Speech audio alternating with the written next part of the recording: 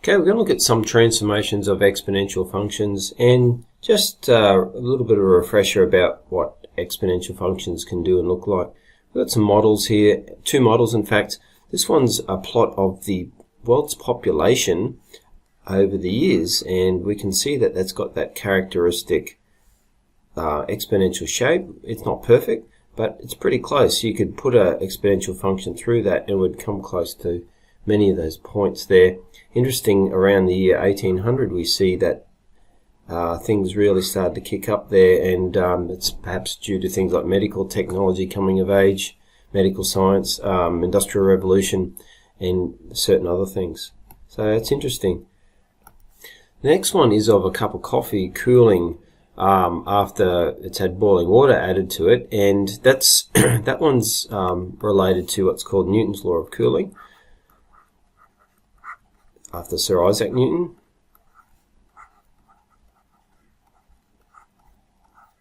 And Newton was the Shakespeare of science and maths. He pretty much established an incredible number of concepts and processes in his life as a scientist and mathematician. And you can see that as the coffee cools, its rate of cooling gets more gradual. So it's cooling down more steeply here and less steeply here. So basically, as the temperature of the thing that's cooling gets closer and closer to the surrounding temperature, the rate of cooling slows down.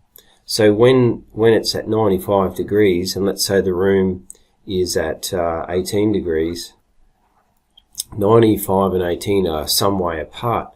By the time it gets down here, maybe around about there where it might be 32 degrees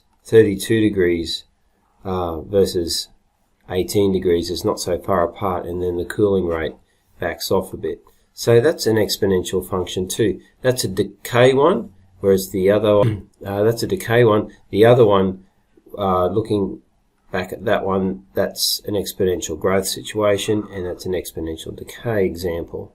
So getting back to the main point of the video, we're talking about transformations, and as you know from your previous work, transformations can be dilations and translations. And pretty much the goals of the video are to look at these things here. So you need to be able to recognize and determine the qualitative features of the graph of this basic exponential y equals a to the x. Now we're looking at cases where a is greater than 0. You can look at cases where the value of a is negative numerically, but they won't make a function. So we're going to keep a greater than 0, and we're going to look at these things called asymptotes, which are imaginary lines that are approached and never reached. The function approaches them and never quite gets there. And we're looking at the translations. Now remember, translations are a movement left or right or up or down. This one here, where we got that same y equals a to the x, but we add a constant on. And then the other translation, that one will be vertical. So this one here is a vertical translation. This one here looks quite different, and that's because it is different. It is a horizontal translation. Horizontal. So continuing on then, you also need to be able to recognize and determine the features of the graph y equals b times a to the x. So you can see the a to the x sitting in there, and we have a constant multiplying on the front. Remember, of your order of operations, powers first and then multiply second. And we've got, lastly, when we have a dilation there, which is a constant between the base a and the little index x. Okay, so that's called a dilation. So k can't equal 0 for that to happen.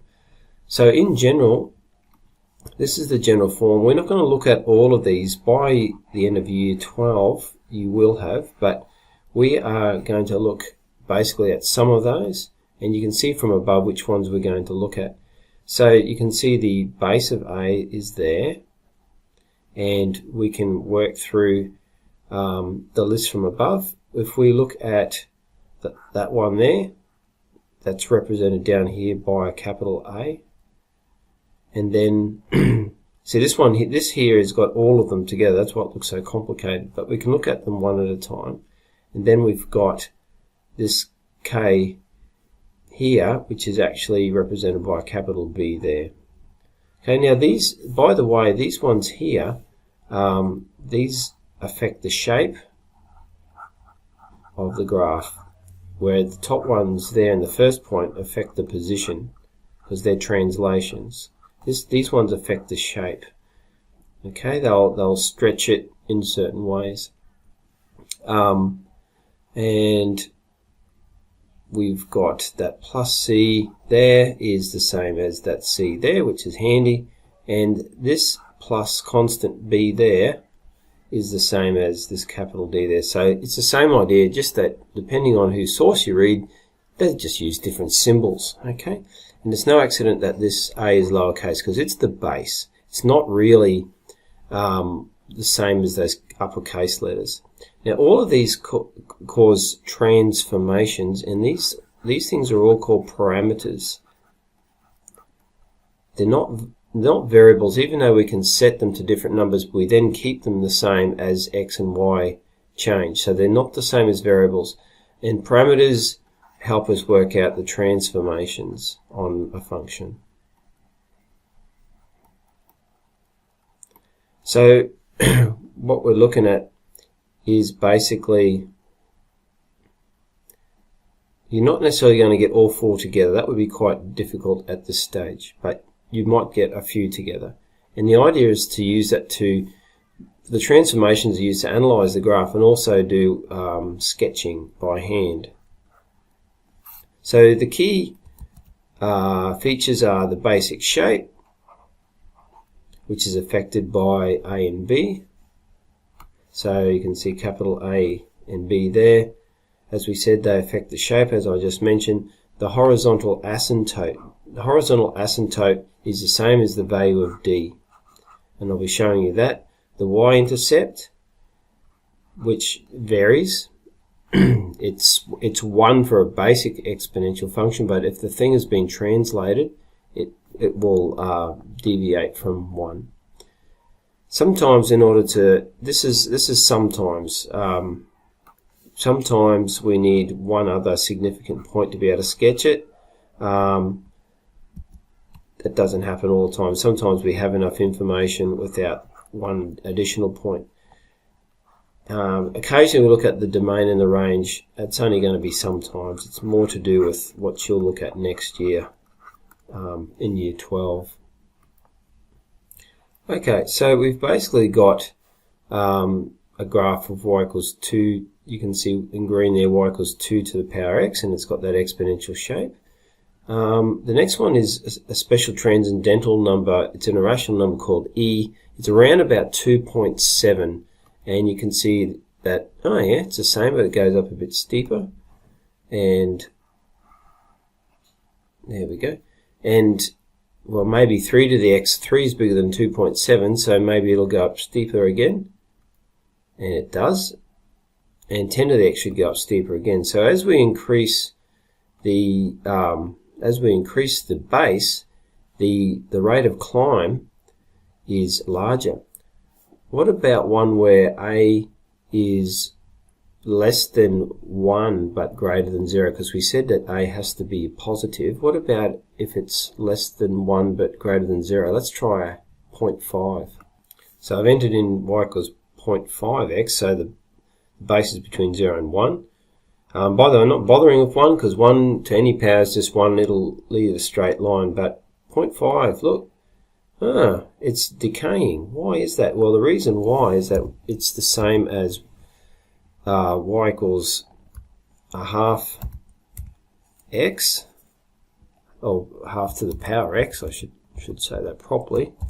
And I'm just going to put that in as we record, and then bang, see, it's the same one, isn't it? Okay, so I might delete the one above.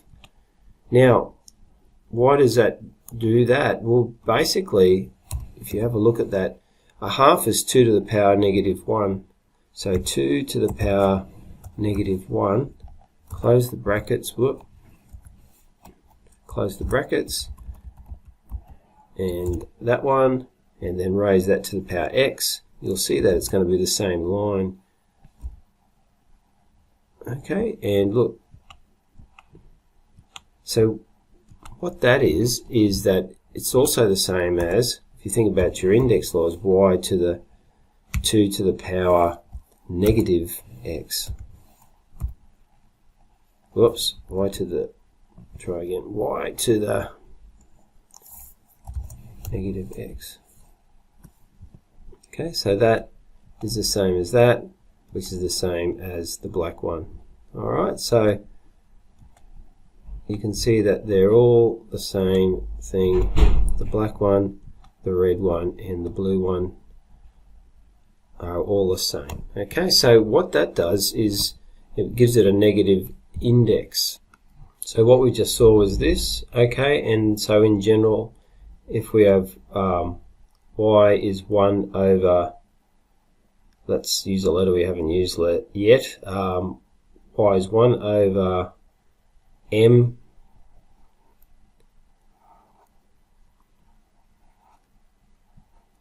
okay, so where 1 over m is between 0 and 1, so 0 is less than 1 over m, which is less than 1. Okay, we have the same as m to the negative x. Okay, and that will give us a decay function.